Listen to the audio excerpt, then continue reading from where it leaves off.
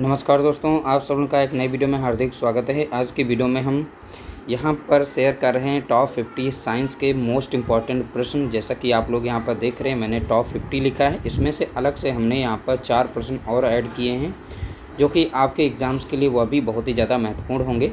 ये हमारे अलग से प्रश्न रहेंगे 4। बाकी यहाँ पर 50 प्रश्न आप लोगों को दिए जा रहे हैं। इन्हें हम मॉक टेस्ट के रूप में सॉल्व करेंगे ताकि आप अपनी बेहतर तैयारी समझ सकें कितने प्रश्न आते हैं। ये हमारा पार्ट 2 है। इसके बाद हमारा पार्ट 3, पार्ट 4 ऐसे करते आप लोगों को डेली टॉप 50 के प्रश्न देखने को मिल जाएंगे। इस तरीके से साइंस को हम कवर करते रहेंगे। कोई भी एग्ज़ाम आप देना चाहते हैं, हर एग्ज़ाम में और इजी टू हार्ड की तरफ किसी भी तरीके से प्रश्न आपका नहीं छूटेगा। सभी प्रश्न आपको यहाँ पर मॉक टेस्ट के रूप में सॉल्व कराए जाएंगे और अपना स्कोर आप चेक कर सकते हैं कि कितने प्रश्न आपके सही हैं। तो देखिए, बहुत ही सिंपल सा प्रश्न हमने लिया है। बहुत बार प्रश्न अलग अलग एग्जाम में ये पूछा भी गया है। मानव शरीर में कुल कितनी हड्डियां होती हैं? तो मानव शरीर में कुल कितनी हड्डियां होती हैं, ऐसा ही प्रश्न पूछा गया। तो इसमें आप राइट आंसर इसका बता सकते हैं। ठीक है, तो देखिए यहाँ पर इसका राइट आंसर हो जाएगा, आप बताएंगे ऑप्शन ए, यानी 206 हड्डियाँ होती हैं। तो कितनी हड्डियाँ बताएंगे आप? 206। तो मानव शरीर में कुल जो हैं हड्डियों की संख्या कितनी होती है? 206। अगर ये पूछता है मानव के जो शिशु होते हैं यानी बच्चे, उनमें यहाँ पर कितनी हड्डियाँ लगभग में होती हैं, तो वहाँ पर 300 दिया जाएगा, 300, 350 ऐसे करके। बाकी डाटा कुछ 100 का डिफरेंस दे करके वो दिया जाएगा। ठीक है, तो इस तरीके से आप वहाँ पर राइट आंसर बता सकते हैं। 300 के ऊपर में बच्चों में हड्डियाँ पाई जाती हैं। अगला प्रश्न लिया गया क्वेश्चन नंबर 2, मानव शरीर में सबसे छोटी हड्डी कौन सी होती है? तो मानव शरीर में सबसे छोटी हड्डी का नाम यहाँ पर बताना है। तो मानव शरीर की सबसे छोटी जो हड्डी होती है वो होती है स्टेपिस, यानी ऑप्शन बी हमारा यहाँ पर राइट आंसर दिया गया है। तो इस तरीके से हमने 2 प्रश्नों को यहाँ पर सॉल्व किया। तो मानव शरीर की सबसे छोटी हड्डी पूछेगा तो आप बताएंगे स्टेपिस। अगला प्रश्न दिया गया, यहाँ पर देखेंगे क्वेश्चन नंबर 3, भोजन का पाचन कहाँ से प्रारंभ होता है? तो आपको बताना है भोजन का पाचन कहाँ से प्रारंभ होता है। तो देखिए, पाचन तो स्टार्टिंग हमारे मुख से ही हो जाती है, इसीलिए यहाँ पर राइट आंसर बताएंगे। कुछ लोग यहाँ पर आमत से छोटी आंत ऐसा करके बताएंगे, लेकिन सबसे पहले जो हम खाना खाते हैं वो मुख में जाता है। मुख में देखिए 4 प्रकार के दांत होते हैं, वो काटने, छीलने, फाड़ने और उन्हें ग्राइंडिंग करने का काम स्टार्ट कर देते हैं। इसलिए पाचन जो होता है फूड का वो मुख से स्टार्ट हो जाता है। यहाँ पर जो राइट आंसर हमारा होगा वो पहला ऑप्शन यहाँ पर सही है। अगला प्रश्न दिया गया क्वेश्चन नंबर 4, देखिए पित्तरस कहाँ से स्रावित होता है, यानी मेन सोर्स बताना है पित्तरस का कहाँ से निकलता है। ठीक है, तो पित्तरस कहाँ से स्रावित होता है, क्वेश्चन नंबर 4 का आप राइट आंसर यहाँ पर बता सकते हैं। तो देखिए, इसका राइट आंसर है यकृत। यकृत से ही पित्त जो होता है वो स्रावित होता है। अगला प्रश्न दिया गया क्वेश्चन नंबर 5, देखिए फेफड़ों का मुख्य कार्य क्या है? तो हमें बताना है फेफड़ों का मुख्य कार्य क्या है, लंग्स का हमें वर्क बताना है। ठीक है, फंक्शन क्या है लंग्स के। तो देखिए क्वेश्चन नंबर 5 का आप राइट आंसर बता सकते हैं। तो यहाँ पर इसका राइट आंसर हो जाएगा गैसों का आदान प्रदान करना। ठीक है, तो यहाँ पर राइट आंसर क्या होगा? तो आप बताएंगे गैसों का आदान प्रदान कौन करता है? तो आप बताएंगे फेफड़े करते हैं। ठीक है, अगला प्रश्न दिया गया क्वेश्चन नंबर 6 का आप राइट आंसर यहाँ पर बता सकते हैं। क्वेश्चन नंबर 6 का राइट आंसर देखिए, श्वसन के दौरान ऑक्सीजन कहाँ से रक्त में प्रवेश करती है? तो श्वसन के दौरान जो है ऑक्सीजन हमारे शरीर में प्रवेश करती है जब सांस लेते हैं, लेकिन कहाँ से प्रवेश करती है ये यहाँ पर राइट आंसर बताना है। देखिए 4 ऑप्शन दिए गए हैं, इसमें से जो हमारा राइट आंसर हो जाएगा ऑप्शन सी हो जाएगा, यानी वायुकोश। ठीक है, ध्यान रखिएगा, वायुकोश से हमारे शरीर में ऑक्सीजन जो है प्रवेश करती है। अगला प्रश्न दिया गया क्वेश्चन नंबर यहाँ पर 7, मानव हृदय में कितने कक्ष होते हैं, यानी चैम्बर बताना है। हार्ट में कितने चैम्बर होते हैं? तो चैम्बर की संख्या कितनी होगी? तो आप बताएंगे 4। ठीक है, तो मानव शरीर का जो हार्ट होता है यानी हृदय होता है, उसमें कक्षों की संख्या अगर पूछेगा तो बताना है 4 होते हैं। अगला प्रश्न दिया गया क्वेश्चन नंबर 8, रक्त का पीएच मान कितना होता है? तो आपको यहाँ बताना है पीएच मान। तो पीएच मान कितना होता है? देखिए रक्त का पीएच मान पूछा गया है, तो आप यहाँ पर इसका करेक्ट आंसर बताएंगे ऑप्शन बी, यानी 7.4 पीएच होता है। ये रक्त का पीएच मान दिया गया है। अगर पानी का पीएच मान पूछे तो आप 7 बताएंगे। ठीक है, अगला प्रश्न दिया गया क्वेश्चन नंबर 9, मानव शरीर में रक्त को छानने का कार्य कौन करता है? तो मानव शरीर में जो रक्त को छाना जाता है वो किसके द्वारा यहाँ पर छाना जाता है? क्वेश्चन नंबर 9 का राइट आंसर आप बता सकते हैं। देखिए यह कार्य जो होता है किडनी के द्वारा होता है, यानी गुर्दे के द्वारा यह कार्य किया जाता है। तो रक्त को छानने का काम किसके द्वारा किया जाता है? तो आप बताते हैं गुर्दे के द्वारा। अगर आप इसकी PDF पाना चाहते हैं तो आप टेलीग्राम ग्रुप को फॉलो कर लीजिएगा। वहाँ पर ये टॉप 50 की जो भी सीरीज चल रही है वहाँ पर ये PDF देखने को आपको मिल जाएगी, तो वहाँ से आप इसे देख सकते हैं। और टेलीग्राम ग्रुप का नाम है मंगल सिंह अकेडमी, ठीक है। मंगल सिंह अकेडमी के नाम से आप सर्च करेंगे तो वहाँ पर आप लोगों को टेलीग्राम ग्रुप देखने को मिलेगा। अगला प्रश्न लिया गया, मूत्र का पीला रंग किस पदार्थ की उपस्थिति के कारण होता है? तो मूत्र का, यूरिन का पीला रंग, तो बताना है यूरिन का पीला रंग किसकी वजह से होता है? तो क्वेश्चन नंबर यहाँ पर 10 का राइट आंसर आपको बताना है, तो आप बताएंगे यूरोक्रोम, ठीक है।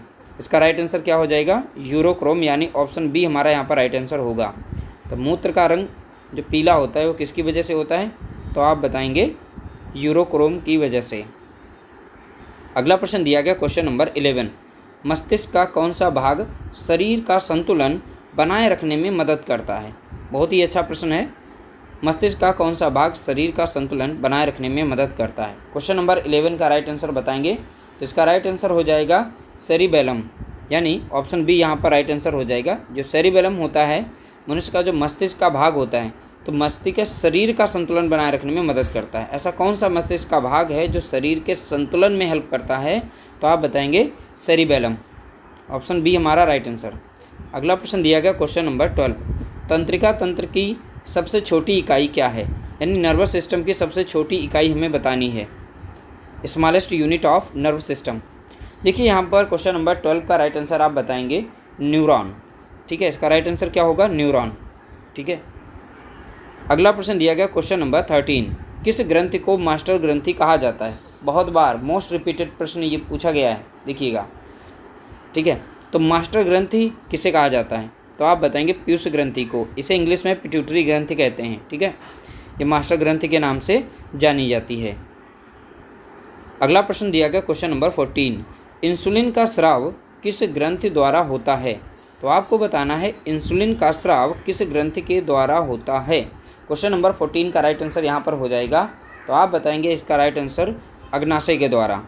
ऑप्शन सी हमारा यहाँ पर राइट आंसर दिया गया है। देखिए इंसुलिन का स्राव किस ग्रंथि के द्वारा? तो आप बताएंगे अग्नाशय के द्वारा। अगला प्रश्न लिया गया, मानव शरीर में सबसे लंबी हड्डी का नाम बताना है। ऊपर पूछा गया था मानव शरीर की सबसे छोटी हड्डी। देखिए प्रश्न हर किसी भी तरीके से पूछा जा सकता है, तो मानव शरीर में सबसे लंबी हड्डी बतानी है। तो सबसे लंबी हड्डी कौन सी है? तो आप बताएंगे फीमर। तो यहाँ से करेक्ट आंसर क्या होगा? तो आप बताएंगे यहाँ पर फीमर होगा। अगला प्रश्न दिया गया क्वेश्चन नंबर, यहाँ पर देखेंगे, मांसपेशियों का अध्ययन क्या कहलाता है? हमें यहाँ पर बताना है मांसपेशियों का अध्ययन क्या कहलाता है। तो इसका राइट आंसर आप यहाँ पर बताएंगे। देखिए यहाँ पर कहलाता है मायोलॉजी। तो मांसपेशियों का अध्ययन जो है मायोलॉजी के अंतर्गत किया जाता है। किसके अंतर्गत होता है अध्ययन? तो आप बताएंगे मायोलॉजी के अंतर्गत। अगला प्रश्न दिया गया, मानव शरीर में कितनी पसलियाँ होती हैं? यानी रिब्स, पसलियों की संख्या हमें बतानी है। तो मानव शरीर में पसलियों की संख्या कितनी होती है? तो आप बताएंगे 24 होती है। ऑप्शन बी हमारा यहाँ पर राइट आंसर दिया गया है। अगला प्रश्न दिया गया, कौन सा जोड़ यानी कि जॉइंट हिंज जोड़ का उदाहरण है? तो हिंज जोड़ का उदाहरण हमें बताना है, इसमें से कौन सा है, ठीक है। जो कब्जे के जैसा काम करता हो उसे कहते हैं हिंज जोड़, ठीक है। तो इन चारों में से हमें करेक्ट आंसर बताना है। तो आप यहाँ बताएंगे कोहनी। कोहनी को देखिए कब्जे की तरीके से आप फोल्ड कर सकते हैं, ठीक है। तो यहाँ हिंज जोड़ का बेस्ट उदाहरण क्या है? तो आप बताएंगे कोहनी। अगला प्रश्न दिया गया क्वेश्चन नंबर, यहाँ पर देखेंगे, प्रोटीन का पाचन कहाँ से शुरू होता है? तो प्रोटीन का पाचन हमें बताना है कहाँ से प्रारंभ हो जाता है। तो यहाँ पर 4 ऑप्शन दिए गए, इसमें से करेक्ट आंसर आप बता सकते हैं। तो देखिए यहाँ पर जो प्रोटीन का पाचन आरंभ हो जाता है, तो आप बताएंगे आमाशय से हमारा प्रोटीन का डाइजेशन स्टार्ट हो जाता है, ठीक है। ऑप्शन सी यहाँ पर इसका राइट आंसर हो जाएगा। अगला प्रश्न दिया गया, शरीर की सबसे बड़ी ग्रंथि। देखिए ग्रंथि सबसे बड़ी पूछी जा सकती है, सबसे छोटी भी ग्रंथि पूछी जा सकती है। तो आप पिट्यूटरी ग्रंथि या पीयूष ग्रंथि कह सकते हैं, ठीक है। वो सब शरीर की सबसे छोटी ग्रंथि होती है। तो यहाँ पर सबसे बड़ी ग्रंथि आपको बतानी है। तो सबसे बड़ी ग्रंथि कौन सी होगी? तो आप बताएंगे यकृत। हमारे शरीर की सबसे बड़ी ग्रंथि कौन सी है? तो आप बताएंगे यकृत होती है। अगला प्रश्न दिया गया क्वेश्चन नंबर, देखें, भोजन के पाचन में सहायक एंजाइम टाइलिन कहाँ पाया जाता है? तो हमारे शरीर में टाइलिन नामक एंजाइम जो होता है ये कहाँ पाया जाता है, इसको बताना है। ठीक है, अब टाइलिन नामक एंजाइम ये कहाँ पाया जाता है, तो आप बताएंगे लार में। लार कहाँ पाई जाती है, हमारे मुख में। ठीक है, ध्यान रखिएगा, ऑप्शन अगर मुख दे दिया ठीक है तो मुख करेंगे, वैसे लार में पाया जाता है। ठीक है, और लार कहाँ बनती है तो पता ही है, मुख में बनती है। तो इस तरीके से इसका करेक्ट आंसर होगा ऑप्शन सी।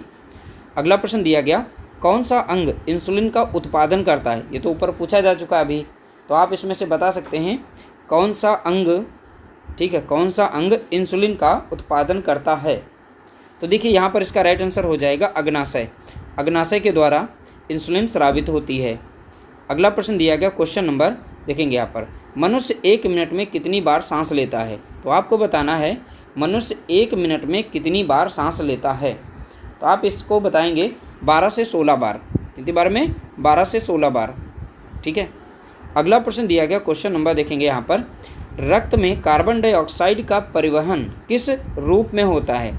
तो कार्बन डाई जो गैस होती है शरीर के अंदर यानी हमारे रक्त में पाई जाती है, तो परिवहन जो होता है इसका किस रूप में होता है ये बताना है। ठीक है, तो देखिए इसका राइट आंसर जो हो जाएगा बाइकार्बोनेट के फॉर्म में होती है, जो हमारे ब्लड के साथ में कंबाइन कर जाती है। तो यहाँ पर ये बाइकार्बोनेट के फॉर्म में हमारे रक्त में प्रवाहित होती है, इसका परिवहन होता है। अगला प्रश्न दिया गया क्वेश्चन, देखेंगे, रक्त समूह की खोज किसने की थी, यानी ब्लड ग्रुप की खोज किसने की थी। तो आपको बताना है इसमें से राइट आंसर क्या होगा। देखिए इसका राइट आंसर यहाँ पर हो जाएगा लैंड स्टीनर। ठीक है, तो यहाँ पर देखेंगे रक्त समूह की खोज किसने की थी, तो आप बताएंगे लैंड स्टीनर, यानी ऑप्शन हमारा पहला यहाँ पर राइट आंसर हो जाएगा।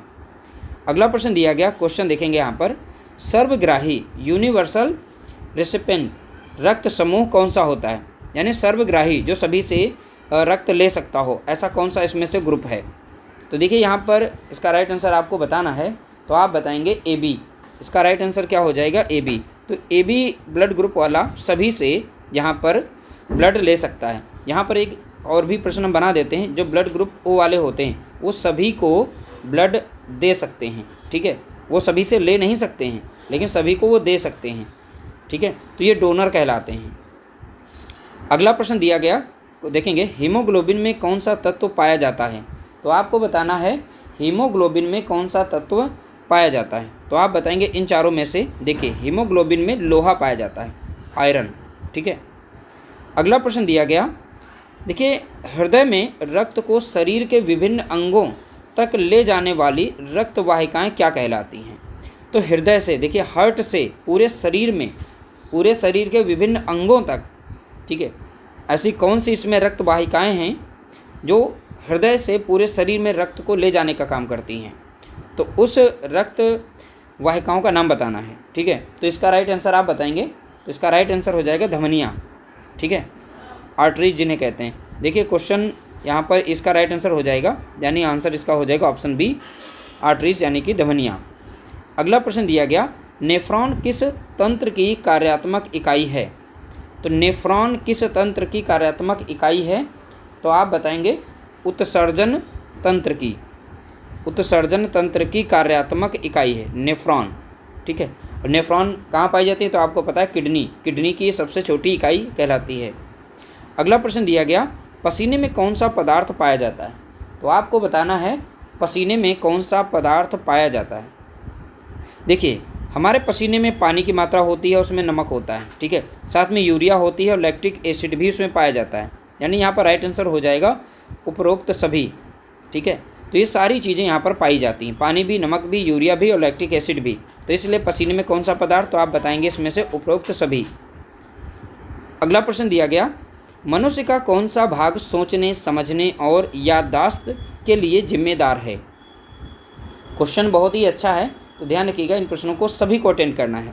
देखिए इसका राइट आंसर हो जाएगा सेरिब्रम, ऑप्शन बी हमारा यहाँ पर राइट आंसर दिया गया है।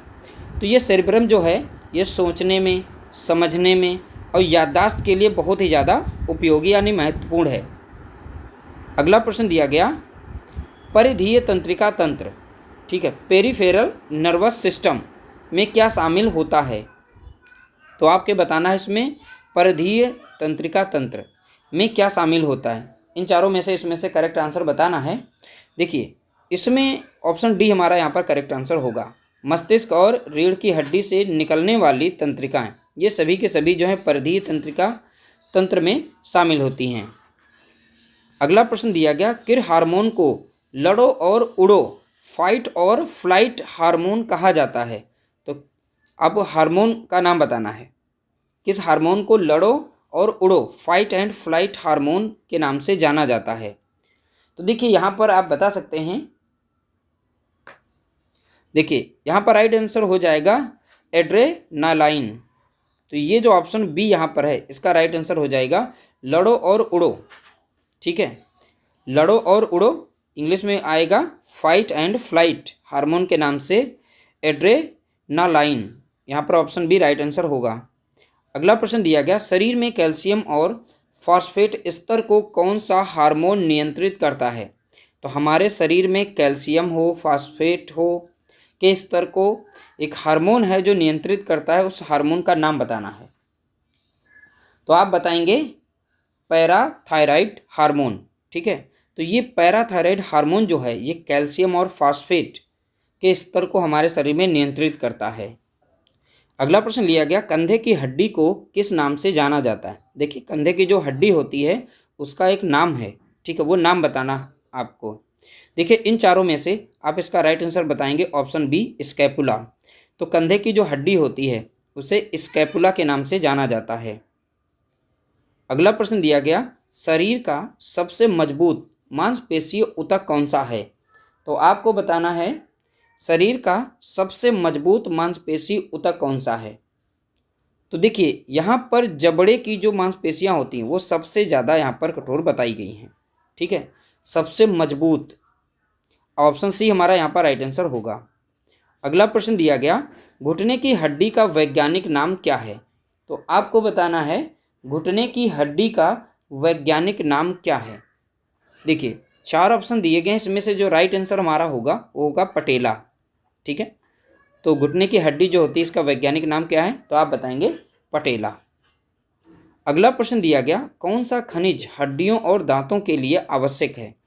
तो आपको इसमें से बताना है कौन सा खनिज हड्डियों और दांतों के लिए आवश्यक है। तो यहाँ पर इसका राइट आंसर बताएंगे कैल्शियम और फास्फोरस। ये दोनों के दोनों जो हैं हमारी हड्डियों और दांतों के लिए बहुत ही ज़्यादा आवश्यक होते हैं।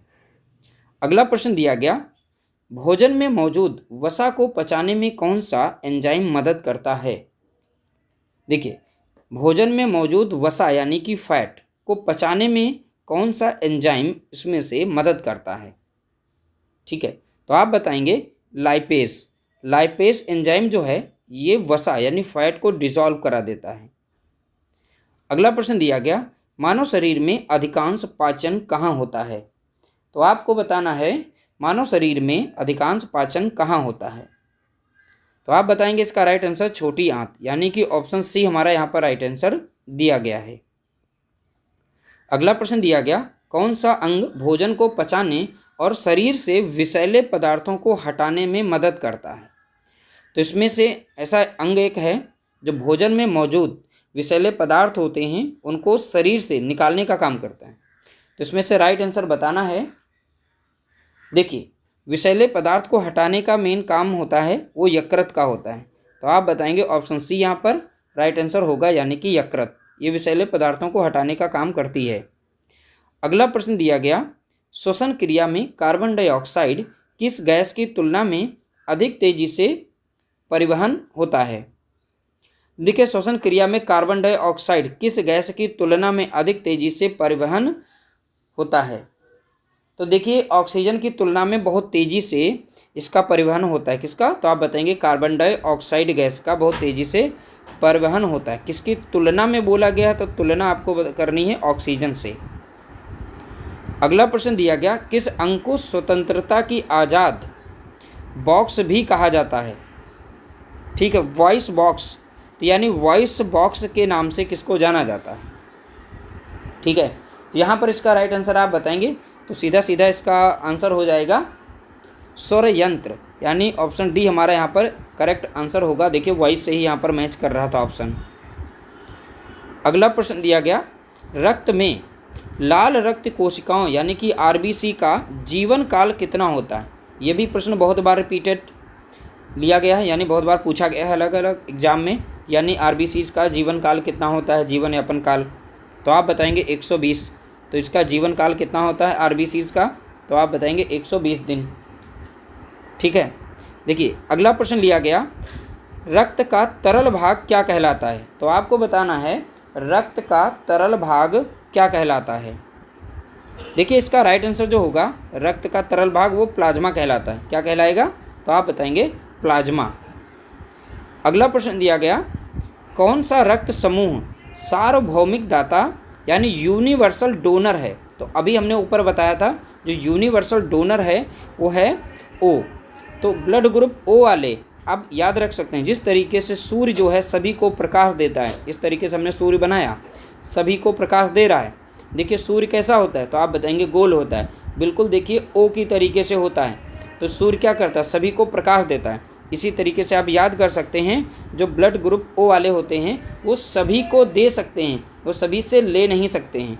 अगर बात करें सभी से लेने की, तो आप याद रखेंगे ए बी को, ये सभी से लेता है। इस तरीके से एरो बना करके अपने नोट्स अगर तैयार कर रहे हैं तो उसमें आप इस तरीके से लिख सकते हैं, ये यूनिवर्सल डोनर है। ठीक है, और डोनर से याद रखना है सूर्य जो है सभी को प्रकाश देता है, तो इसका रिवर्स कर देना, यहाँ पर ये सभी से ले सकता है, यहाँ पर ए बी ब्लड ग्रुप वाले। तो इस तरह से यहाँ पर यूनिवर्सल जो डोनर हो जाएगा तो वो हमारे लिए क्या होगा, तो आप बताएंगे ब्लड ग्रुप ओ वाले यूनिवर्सल ये डोनर होते हैं, सभी को दे सकते हैं। अगला प्रश्न दिया गया, पसीने का मुख्य कार्य क्या होता है। अब देखिए पसीना सभी के शरीर से निकलता है, तो आपको बताना है पसीने का मुख्य कार्य क्या होता है। ठीक है, मेन कार्य इसका होता है शरीर का तापमान नियंत्रित करना। ठीक है, तो पसीने का मुख्य जो कार्य होता है वो होता है शरीर का तापमान नियंत्रित करना, और तापमान भी नियंत्रित करता है, साथ ही साथ उसके साथ में वेस्ट मटेरियल भी निकलता रहता है। जैसा कि ऊपर अभी हमने बताया था कौन कौन से उसमें जो पदार्थ होते हैं यानी वेस्टेज होते हैं वो पसीने के साथ में निकल जाते हैं। अगला प्रश्न दिया गया, मूत्र का निर्माण कहाँ होता है। तो आपको बताना है मूत्र का निर्माण कहाँ होता है। तो सभी को पता होगा, देखिए इसका राइट आंसर है गुर्दे, यानी जिसे हम इंग्लिश में कहते हैं किडनी। ठीक है, तो किडनी में मूत्र का निर्माण होता है। अगला प्रश्न दिया गया, कौन सा भाग शरीर के अनैच्छिक कार्यों जैसे श्वास और हृदय गति को नियंत्रित करता है। तो कौन सा भाग शरीर के अनैच्छिक कार्यों को नियंत्रित करने का काम करता है। ठीक है, इसमें से राइट आंसर आपको बताना है। इसमें देखिए इसका राइट आंसर हो जाएगा मेडुला ऑब्लंगेटा। तो ये जो होता है अनैच्छिक क्रियाओं को नियंत्रित करता है। तो ध्यान रखिएगा, ये मोस्ट इंपॉर्टेंट प्रश्न है, ये पूछा जा सकता है। ठीक है, अगला प्रश्न दिया गया, तंत्रिका आवेगों को एक न्यूरॉन से दूसरे में कौन सा रसायन भेजता है।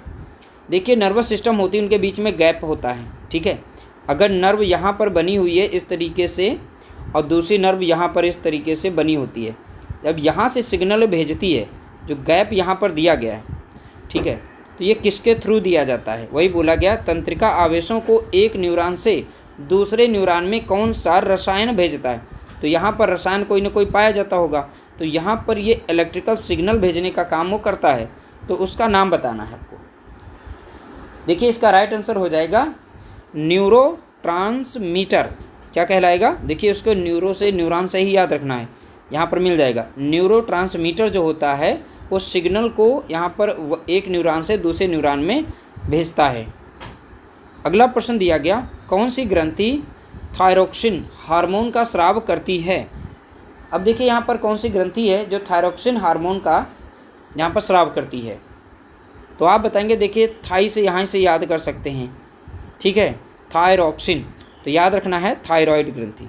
ठीक है, थायरोक्सिन हार्मोन का स्राव करती है, तो आप बताएंगे थायराइड ग्रंथि जो होती है वो थायरोक्सिन हार्मोन का स्राव करती है। अगला प्रश्न दिया गया, महिलाओं में मासिक धर्म चक्र को कौन सा हार्मोन नियंत्रित करता है। तो आपको बताना है इसमें से महिलाओं में मासिक धर्म चक्र को कौन सा हार्मोन नियंत्रित करता है। तो आप इसमें से राइट आंसर बताएंगे एस्ट्रोजन, यानी ऑप्शन बी हमारा यहाँ पर राइट आंसर हो जाएगा। अगला प्रश्न लिया गया, शरीर की जैविक घड़ी, देखिए बायोलॉजिकल क्लॉक को कौन सी ग्रंथि नियंत्रित करती है?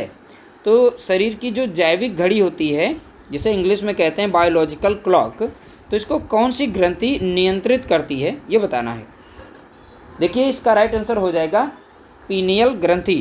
इसका राइट आंसर क्या होगा? तो आप बताएंगे पीनियल ग्रंथि। अगला प्रश्न लिया गया, किस हार्मोन की कमी से मधुमेह रोग होता है? तो आपको बताना है किस हार्मोन की कमी से मधुमेह रोग होता है। तो आप इसका राइट आंसर बताएंगे इंसुलिन की कमी से मधुमेह रोग हो जाता है। अब इंसुलिन का स्राव हमारे शरीर में कहाँ होता है, ये तो प्रश्न ऊपर पूछा गया है। तो आप बताएंगे अग्नाशय में। तो इस तरह से हमने यहाँ पर टॉप 54 प्रश्नों को सॉल्व किया है। मैंने जैसा कि पहले बताया था 50 प्रश्न इसमें लिए गए मोस्ट इंपॉर्टेंट, और 4 प्रश्न अलग से मैंने ऐड किए हैं। तो इस तरीके से टोटल प्रश्नों को हमने यहाँ पर देखा है। कितने एमसीक्यू थे? तो आप बताएंगे 54। अगर आप नोट्स बना रहे हैं तो उसमें कलेक्शन यानी सीरियल में आप लोगों को यहाँ पर 54 दिखाई पड़ रहे होंगे। तो यहाँ पर देखिए जो भी प्रश्न दिए गए वो एग्ज़ाम ओरिएंटेड थे। अगला पार्ट इसका बहुत ही जल्द आएगा। वीडियो अगर अच्छी लगी हो तो लाइक कर देना, शेयर कर देना।